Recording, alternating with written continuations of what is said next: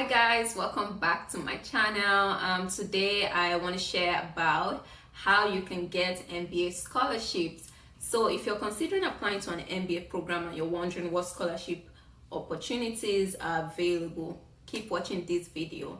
Don't forget to subscribe to my channel and give this video a thumbs up if you like the content.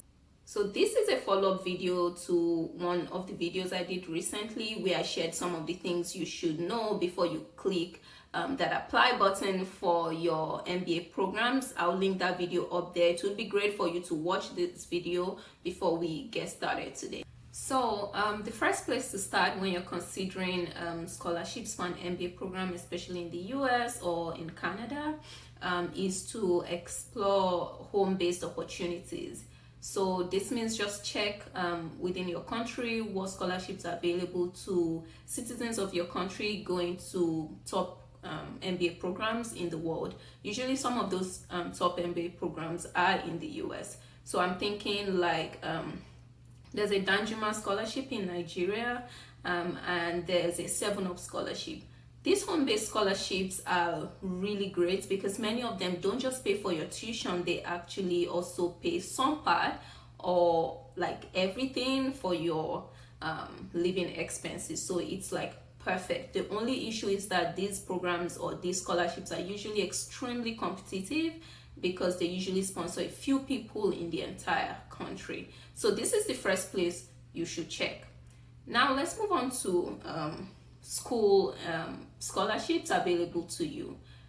The first place to start when you now are applying to your school for a scholarship is to consider merit-based scholarships. And I just want to share with you some of the things that you should think about in order to improve your chances of getting a merit-based scholarship. So the first thing is your GMAT GRE score. For many top MBA programs in the US and in Canada, you need to have written a GMAT exam or a GRE exam to apply to those MBA programs. So the thing is, try your best. I know it's not easy, but like try your best to get a very high score. And high scores differ. I will share another video about scores and how that impacts your application, but there's an average for every region globally. So the US average MBA GMAT average might be 700. The average for Africa might be 680. The average for Asia might be 750. But you need to try to get those high scores that are like higher than the average for your region or for your continent. So the GMAT or GRE score isn't the only thing that is being considered for a merit-based scholarship, but fun fact, it's like one of the most important things that determines whether or not the school will give you a free ride, 100% scholarship or a 50% scholarship. So please try to get a very high GMAT score. Another thing that can increase your chances of getting a very good scholarship from your school is to try to apply in the first round. So usually many programs have at least 3 rounds, but chances are that like none of the funding that is available for the academic year has been given to anyone in the first round. So try to prepare your application and apply to that MBA program in round 1. If you can't meet up with round 1 because you're still like working on your GMAT or your essays, try to do round 2.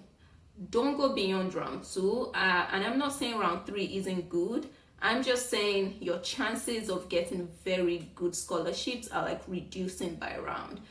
So you want to make sure you are in the pool when like they still have a lot of funding. So round 1 not only increases your chances of getting admitted into the program, but also increases your chances of getting a good scholarship.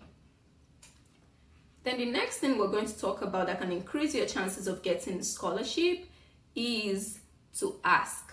And this was for me the most difficult. Usually these programs, apart from the merit-based scholarships, they actually have a lot of need-based scholarships. They have a lot of money. These schools have a ton of money, especially these top programs in the US. And a huge strategy that many international students don't take advantage of is that they don't ask for more. So after you've gotten some scholarship, maybe 50% tuition, and you want more, or you didn't get any scholarship and you want to get some scholarship, write your admissions officer an email. Yes, do it. And I've seen it work almost like every single time. And every time I've advised an international student to do this, they're very reluctant because they're like, wait, how do I like beg for more money? Yes, beg for more money because that money is available and you need to ask. And if they don't reply your emails or they say they don't have funding right now, send another email, well-crafted email about how much you need this to be able to join the program that year. So one of the biggest tips is really asking for more. A strategy you also need to be deliberate about is the kind of schools, the number of schools that you apply to. So for this, I think you should apply to a broad set of schools. Have your top schools, have your safe schools. Basically, you're making yourself very competitive and you are trying to see which schools will I actually be like top 1% for them or one of their top candidates. Those are your safe schools, schools that would really want me. Maybe because of your GMAT score, maybe because of your achievements and your experience. Choose those safe schools. So if you're applying to like 7 programs, make sure you have like 2-3 safe schools. Have your top schools, like this school is ranked number 1 globally or whatever, or this is my top school. That school you might, because many times many other like great candidates are applying to those schools. Apply to those schools, but your chances of getting huge scholarships from those schools is slimmer than your chance of getting a very good scholarship from your safe schools. So apply to a like diverse set of schools, like top, mid-tier, and like your safe schools, sort of, just to increase your chances of getting like 100% scholarship or like something very significant. Then another thing we need to think about is how to make yourself like a top candidate for these schools for a scholarship. What you need to do here is, if you have any extraordinary achievement, like you won a gold medal in some sport, or you have an Olympic medal sort of, or any other like really great thing, or you changed the policy in your country when you were a teenager, or you rallied some people and caused change in your community, you need to highlight that in your MBA application. Because one thing is, these schools are competing against themselves. Harvard is competing against Stanford and Yale, and they are like really competing. So they know that you're applying to so many programs and they want to give you, very high scholarships if they think you are very rare. Like you did something really important, you need to highlight that. Or you are the first in your country to do something. See, throw all of that in so they know that like you're like hot cake, and they're going to want to entice you to come to their school by increasing your scholarship, maybe at the beginning or every single time you ask.